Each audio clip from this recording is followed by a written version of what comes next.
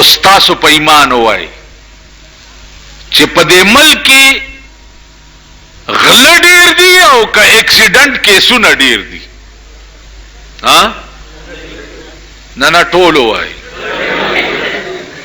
نو آرډیننس خو اول هغه جرم د پاره پکار دی چې د کم جرم ټول ملک په لپیټ کې دی، ټول ملک.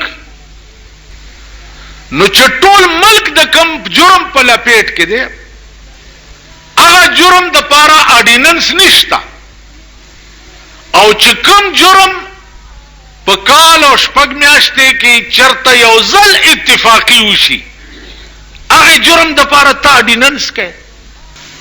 نن اس کور محفوظ نه ده، دکان محفوظ نه ده، موټر محفوظ نه ده، لاره محفوظ نه ده، ستا دا جیب محفوظ نه ده.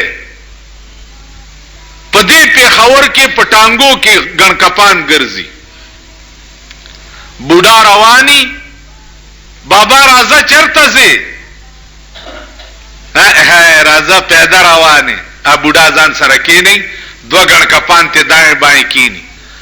بوډا چې په ځان پوهیږي بیا په جیب لاسونه منډلی او چې سی هغه تی وستی خدا بوډا دلی کوشه نو مونږ په دې لارزو. بوډا چې کوشي چې ټانګه ته لاړ شي چې په ځان پوهیږي بیا ولا کور وران کړي. په موټرو کې ګڼکپان ګرځي، درته به موټر ودرئ اله ماما کې نه کم روانې مونږ تش روان یو.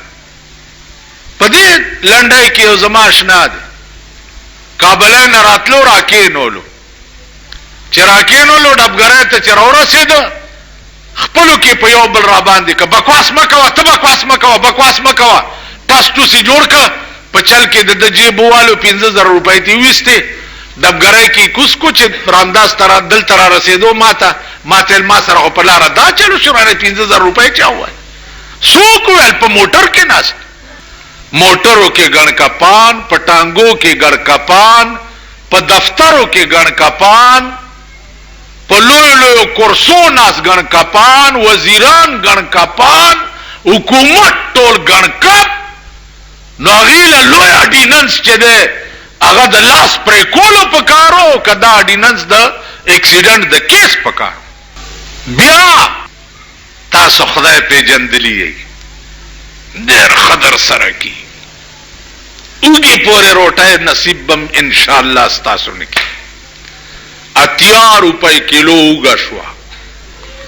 مونږ په دې جومات کې طالبانو په دې جومات کې نو اوږه او سور مرچکۍ شین مرچکۍ به موټه کولو، هغې سره به م سړې وظیفې وخوړې، بیا به مدرسې ته سبق ته تلو. اوس ته ووایه چې جي زه غریب یم ګزاره به کوم. نواز شریف ویلي دي ګزاره کوئ یو ترکاړي خورئ، ترکاړي خورئ، خدای دې دا خویه مه خوه دغه ده. اوس خو اوږې سره که څوک روټۍ خوړل غواړي والله که ورته نصیب شي. اوږه په 80 روپۍ کیلو، دا آسمانی قهر دی ستا په ملک که نه؟ آسمانی قهر. نو نن به اوږې او مرچکي سره هم تا ته روټۍ نه نصیب کېږي. بیا په پاکستان کې درباري ملیان کېنولي دي،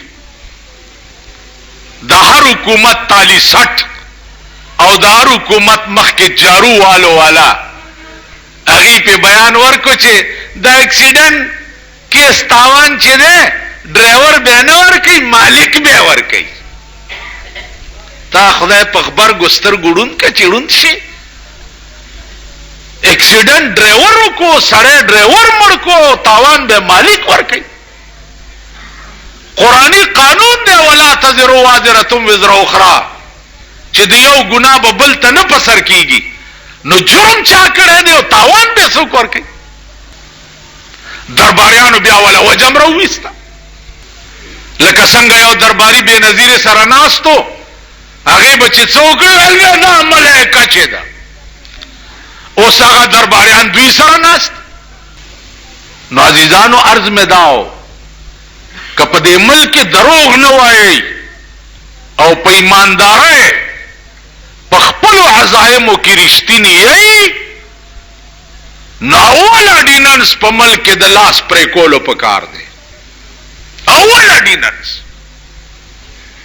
او یو لاس چه دا غل قربان شی یو لاس پا خدای قسم کا پا دے ملک بیا دا غلا نامت سوکوالی نو قانون دی راوستو اگا اڈیننس دی راوستو نو دا خواری پا زوی دی ٹیپ کرو چه ڈرائیور دا خدای سپیرا و دا خدای خوار او زر 1200 روپے تنخواهی وی نا غریب خودی رونی و لکه تاسو گوره یو بل فیصله شوی دا نئی تا پا شرمونو دویو شرمی دا شرمی دلی یو بل فیصله شوی دا چه دا توری شیشی چه لگی دلی دی موٹرو تا و لارو تا و سوزکو تا دا قانونن جرم دی دا لرک پولیس تا آرڈر روشی چه توری شیشی لرک پولیس ولار دی صاحب سوزکے پر آگئے چه توری شیشی لگو قانون دلاس کے واغستو رانی سی حالا پندت نہروی وجلے دے صاحبت تانے تے بوزی صاحبت رشکب سوزکیم تی بند کی سڑے حوالات کے واچی تو چلے کرے جی توری شیشی لگو پندت جواہر لال نہرو دمڑ کرے ہو اگر پیش کد اغتا حوالات تیولی گی توری شیشی لگوڑی دی دیکھو گو رہے ستا دا تمام وزیرانو دا موٹر شیشی توری دی که ندی نو دا فیصله دا ملک او فیصله دا قانون یوازی پا سوزکی والا مرمری باندے حاوی کی گی دا دا ملک پا وزیرانو والی حاوی ندا پزان دا چیف منسٹر دا موٹر شیشے ہو گو رہی توری دی دا ٹولو وزیرانو شیشے ہو گو رہی دا موٹر توری دی سمر چیزان سارا خزی پا موٹروں کے گرزئی دا غوی شیشے ہو گو رہا توری دی دا تمام سمگلرانو دا موٹر شیشے ہو گو رہی توری دی اغیل پولیس نزدی نزی او خوار غریبی رونی ہو اغا سوزکی موٹر شیشے توری دی اغا جیل تا ننواستو قانون چی پار چابئی کدی نا پس ز خبر شم چکم پولیس والا غریب شیشو والا رانی ولے دے او معتبر شیشے موٹر سپینے نکڑے نو بیا بدا پولیس هم د ځان تماشا وکي چې دا تاسو صرف غریب ته پاره تاسو په غریب باندې دا د ملک قانون حاوی کوي معتبر د پاره بنئ اوس کدوی لاس اډیننس پاسم کو تاسو بګورئ غریب مورمړی چرته جماعت نه کېړای پټی کړي آد زن طلاق بچے برانی سی لاس بتی غس کی تاسو خیال راغے چرته چې دا سارب او غټ غلا او کرور پتیان دال باروزی اوس چې وزي دی جماعت نه او د چوک تورشي او صدر طرف تتاوي گئی دا ټیکاو ګورئ د دوو کالو نه د دې وړای او د فوټ پاتونو د سړک ټیکا دا کم ټیکادار سره دا پیسې وړاندې نه د پی ډی اے نه اغستی دي او د سړک حال وګوره څوک په تیرې دی نشي او دلته پی ډی اے څه شو دلته ټیکادار څه شو دلته پختنی والا کور د میردین جماعت څه شو آریو پی راضی بس لکه په سړک باندې د لارې نه خخته وغورځيږي کنه او اریو پی راتیریږي او داسي ته په بل غاړه توشي یوم ورته نو دیږي چې دا خخته او چته کوم سړک نه خو وغورځو دلته وړای کنستی دی په دې چوک کې وګورئ ورشي لاس خاو بسه په دې سړک شرپ جوړي او د دنیا سنداګان پیزی راځي تپوس کولو والے څوک نشته او دلی کرا جمویا کوئی رونے والا نہیں نگران حکومت جو جوڑ شو احتساب بکی گی جی احتشاب بکی گی احتشاب بکی گی مونگ خونلی دا چی یویم زورن کو چرت پی دا پاس ادا بزرگانو چی تشریف روڑو دوی وہ احتشاب بکی او احتشاب لدی تیار شی اول خوزستا احتساب کوم چی پرون دی پیاس پور روٹائے خوڑا نن د 2 کروڑ روپو بنگله کې اوسېږي دا تا مور خرڅه کړې ده د هغې نه دې راوړي اول ستا احتساب به زه کوم خو دا قوم چې وي د سرمایهدارو احتساب به ونشي دا غلام قوم دی دا ذلیل قوم دی دا خان او نواب سنبوی ته اوبو اچولو والا قوم دی دا بغیرته قوم دی دا خدای پیژندلی دی انشاءاللہ ورځ را روانې دي پیاز سره روټۍ خوراک به خدای درته نه نصیب کوي که د خلیج جنګ ونښت په رشکه کې ناسته درته خدای نصیب کړې وه که نه اوس کې ناستی شي رشکه کې سورېدی شئ پکې خو چې وروخېږي دبګړی لازم ورکه 10 روپۍ جی ټي روډ ته ځم 20 روپۍ دا ناستم درته خدای نصیب کړ رشکې نه هم پاتې شوې ټانګې والا هغه ټتنه غوندې ټانګې وي هغې هم ریټ اوچت شو بس کې به هم خدای درته کېناسته که خیري نه نصیب کوي داسې ورځې را روانې دي او که دا د خلیج جنګ ونښتو تاسو به بیا د ځان تماشې وکئ نن د خلیج جنگ څه د ټوکو خبره نه ده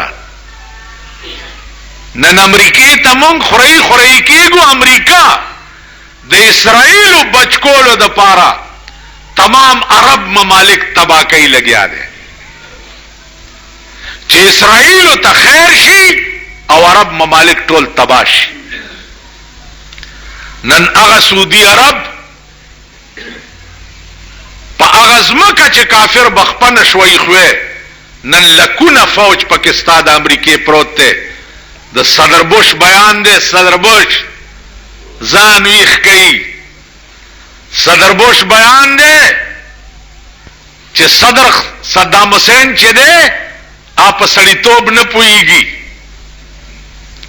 او بیا د کویت شیخ سره ملاقات کړی دی چې دویم ملاقات بستا او زما بیا په کویت کې کیږي ان قریب دا قیامت به په دې ملک باندې تاسو وګورئ عراق صدام حسین ولی خراب دی ځکه چې د تیاری کړی د اسرائیلو ختمولو دپاره اوس به د هغې د بچکولو دپاره امریکا ټول اسرائیل تباه کوي چې الله پاک په تمام کائنات کې واحد مخلوق هغه انسان دی چې په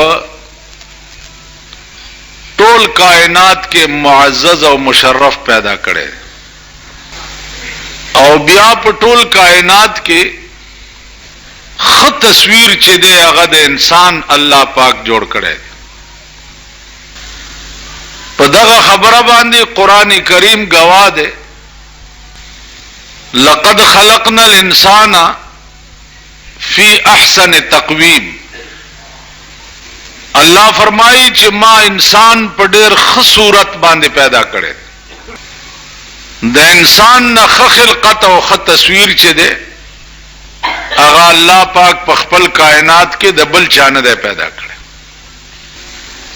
نو چې څومره ښه تصویر الله د انسان جوړ کړی دی نو دغه سے خ عقل و فهم چې دی هغه هم په ټول کائنات کې الله صرف انسان ته ورکړي دومره شعور او دومره فهم چې الله د انسان په دماغ کې ایښی دی نو دا په خپل کائنات کې د بل چا په دماغ کې نه دی نور مخلوقات تاسو وګورئ هغه د هیڅ ایجاد نشي کولی مارغان وګورئ سیوا د ځان ساتلو نه د هیڅ ایجاد نشي کولی نور زناور وګورئ سوا د خوراک نه د بل هیڅ ایجاد نشي کولی ملائک وګورئ چې څومره معزز مخلوق دی سیوا د الله د تسبیح نه د بل هیڅ ایجاد نشي کولی انسان وګورئ په دې کائنات کې د مختلف قسم ایجادات او توفیق چې دی الله صرف د عقل سلیم په وجه انسان ته ورکړي اوس هغه بل خبره ده چې انسان هم د ځان نه زناور جوړ کیو ډکیږي او تشیږي او بل څه شي ته سوچ او فکر نه کوي، هغه جدا سوال دی. لیکن ماده الله د انسان په دماغ کې دا ایښې ده چې کته سکول په دې کائنات کې غواړي نو کولای شي. اوس تاسو وګورئ، زه تاسو ته وایم چې هلکه جهاز جوړ کړئ، نو تاسو به وایئ چې جهاز څوک جوړولی شي؟ اخو امریکې والا جوړوي او روس والا یې جوړوي او انګریزان یې جوړوي، جهاز څوک جوړولی شي؟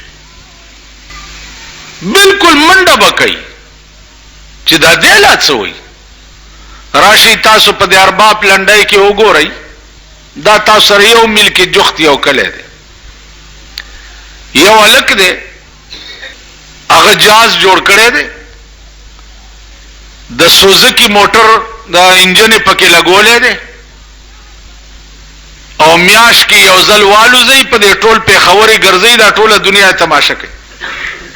دا جخت ایرپورټ نه د الوتو اجازت والی او د هغې اواز ټول خلق پیژني، بس پاس ورته ګوري او دی پکې سوري او چلوي او پاسې الوځي لګي. دا لنډۍ کې نو عرض مې دا دی چې هم تاو ما غوندې انسان دی او دماغ یو شي ته متوجه کړي دي او د سوزکۍ انجن نه جهاز جوړ کړی دی او پاسې الوځي. نو زما عزیزانو، انسان ته الله پاک دومره کامل عقل ورکړی دی چې هر شي ته متوجه کی نو هغه کار پې کولی شي. دا وګوره، دا د بجلی پکې دا اوسپنه ده، د دې اوسپنې دا دومره ښه هیئت سره شی دا چا جوړ کړی دی؟ دا انساني عقل جوړ کړی دی. دا بلب وګوره چې د شپې تا ته رڼا کوي، دا چا جوړ کړی دی؟ دا انساني عقل جوړ کړی دی. دا ورسک او توربیلې ډیمونه چې نن ټوله دنیا پې رڼا ده، دا چا جوړ کړی دی؟ دا انساني عقل جوړ کړی دی. دې له ملایکې نه دي راغلي او نه ورته پیریان راغلي دي، انساني عقل دا جوړ کړی دي چې دا اوبه دي او دا دلته ډیم جوړ کا، بیا به دې ته سرنګ جوړ کې او لاندې به ورته جنګنیټر ولګې او اوبه به پرې راځي.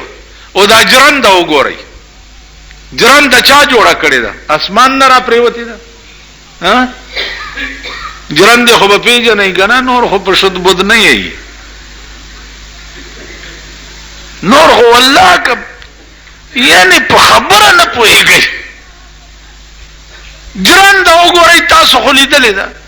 اوس دا د چا عقل دا سوچ کړی دی چې بای د کاڼي نه داسې یو ګول شی جوړ کړي او بیا د پاس نه د ولو یو توره غوندې ولګوئ او لاندې ورته سرخ جوړ کړي او اوبه به راځي، دا سرخ به تاوئ او پاس پې چې دی د کاڼي هغه شی به تاویږي او د پاسه پې د غنمو بوجی ورچوري او وړه غوندې پرنالۍ هغه د جرندې خوله کې غورځېږي او اوړه لاندې غورځي. دا چا جوړ کړي دي؟ خو انساني عقل جوړ کړي دي. نو هغه کم شی دی چې انساني عقل ورته متوجه کی او دی به اون کړی شي. نو هر کله چې انساني عقل دا نن وګورئ، آسمان ته چې راکټې الوځي، دا چا جوړ کړي دي؟ انساني عقل جوړې کړي. دې سپوږمۍ ته چې کوم راکټې رسي او بیا په سپوږمۍ د پاسه ګرځي، دا چا جوړ کړي دي؟ دا انساني عقل جوړ کړي. نو دا دومره لوی لوی مشینرای، دا تماچا وګورئ، دا چا جوړه کړي؟ دا انساني عقل جوړه کړي.